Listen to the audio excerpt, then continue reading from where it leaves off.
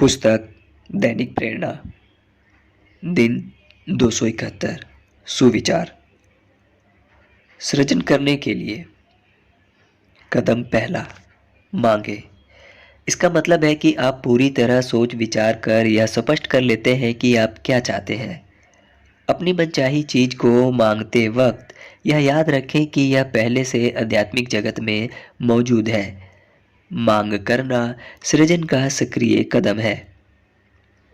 कदम दूसरा, विश्वास करें। इसका मतलब है कि आपके मन में यह विश्वास होना चाहिए कि आपने जिसे मांगा है वह तुरंत आपका हो चुका है। आपका विश्वास आपकी इच्छा को एक माध्यम देता है जिससे यह आध्यात्मिक से भौतिक जगत में आती है। विश्वास करना सृजन का निष्क्रिय कदम है। कदम तीसरा, पाएं।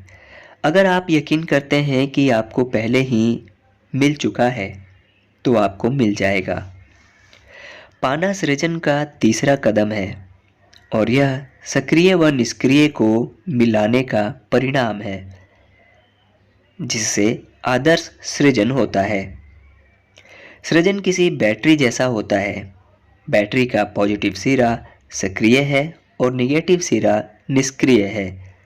दोनों को आदर्श तरीके से जोड़ दें और आपके पास शक्ति आ जाती है। दिन 272।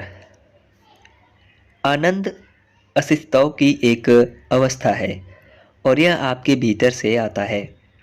आकर्षण के नियम के अनुसार आपको पहले भीतर से वह बनना होता है जो आप बाहर चाहते हैं। आप या तो इस वक्त आनंदित होने का चुनाव कर रहे हैं या फिर आनंदित न होने का चुनाव करने के बहाने बना रहे हैं, लेकिन नियम के सामने कोई बहाने नहीं चलते हैं। दिन 273। हमें बुद्धिमत्ता अथवा विवेक कहीं से प्राप्त नहीं होते हैं। हमें एक समय के बाद इन्हें खुद खोजना होता है जिसे कोई दूसरा हमारी खातिर नहीं कर सकता या हमें नहीं दे सकता। दिन 274।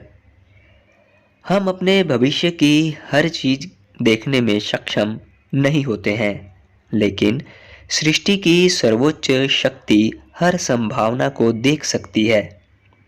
संबंधों के संदर्भ में आपको यह लग सकता है कि आपके लिए हर चीज सही है, जबकि हो सकता है कि हकीकत में ऐसा ना हो। आप किसी खास व्यक्ति के साथ सद्भावपूर्ण, सुखद, प्रेमपूर्ण संबंध की मांग कर सकते हैं, लेकिन अगर सृष्टि यह देखती है कि उस व्यक्ति के साथ आप सुखद संबंध कायम नहीं रख पाएंगे तो सृष्टि उसे आपके पास नहीं लाएगी। सद्भावपूर्ण, सुखद, प्रेमपूर्ण संबंध की मांग करें और फिर सृष्टि को अवसर दें कि वह आपके आदर्श साझेदार को आप तक पहुंचाए, चाहे वह जो भी हो। दिन 275। चुनौतीपूर्ण स्थितियों के जरिए सबसे तेजी से अपने विचारों और भावनाओं का स्वामी बना जा सकता है। अगर आपका जीवन सुचारू ढंग से चल रहा है तो ऐसे अवसर नहीं मिलते हैं जो आपकी शक्ति को मजबूत बनाए या आपको अपने विचारों और भावनाओं का स्वामी बनने में सक्षम बनाए। चुनौतियों में भी सुंदर अवसर छिपे होते हैं। दिन 276। जब आप अपनी भावनाओं और विचारों के गुलाम नहीं रह जाते, जब कोई भी विचार आपकी सहमति के बिना आप पर हावी नहीं हो पाता, तो समझ लीजिए कि आप अपने जीवन के स्वामी बन चुके हैं। बाहरी संसार में आपके पूरे जीवन का कायाकल्प हो जाएगा। आप नियम के, स्वयं के और अपने जीवन के स्वामी बन जाएंगे। दिन 277। मानसिक चित्रण के जरिए अच्छाई की शक्ति का इस्तेमाल करने के लिए हर सांस के साथ यह कल्पना करें कि आप शुद्ध, श्वेत, दैदीप्यमान ऊर्जा में सांस ले रहे हैं। कल्पना करें कि आपका शरीर इस सुंदर, शुद्ध, ज्वलंत ऊर्जा से भर रहा है।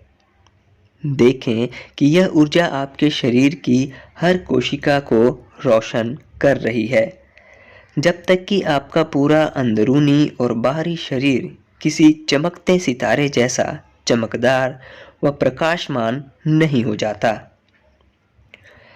दिन 278।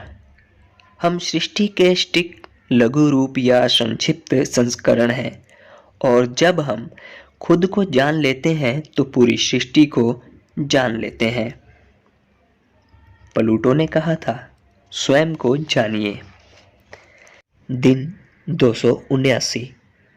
सबसे सुंदर बात यह है कि हर दिन, हर स्थिति में हम यह देख सकते हैं कि हम जीवन में कैसा प्रदर्शन कर रहे हैं। हमारा संसार और हमारा जीवन ऊर्जा के क्षेत्र में हमें लगातार फीडबैक दे रहे हैं। जब हम ऊर्जा का एक नया क्षेत्र बनाने लगते हैं तो हमारे आसपास होने वाले परिवर्तन चमत्कार से कम नहीं होते। यह प्रयास अवश्य करने लायक है, क्योंकि सृष्टि के सामंजस्य में जीने से ज्यादा बड़ी कोई दूसरी बात नहीं है। दिन 280। ज्यादातर लोग अपने संभावित अस्तित्व के बहुत सीमित दायरे में जीते हैं, चाहे यह शारीरिक हो, बौद्धिक हो या नैतिक। वे आमतौर पर अपनी चेतना और आत्मा की शक्तियों के बहुत ही छोटे हिस्से का इस्तेमाल करते हैं। काफ़ी कुछ उस व्यक्ति की तरह जो अपने पूरे शरीर में सिर्फ छोटी अंगुली का इस्तेमाल करने और हिलाने की आदत रखता हो। आपातकालीन स्थितियां और संकट हमें दिखाते हैं कि हमारी अत्यंत महत्वपूर्ण शक्तियां हमारे अनुमान से कितनी ज़्यादा बड़ी होती हैं। धन्यवाद।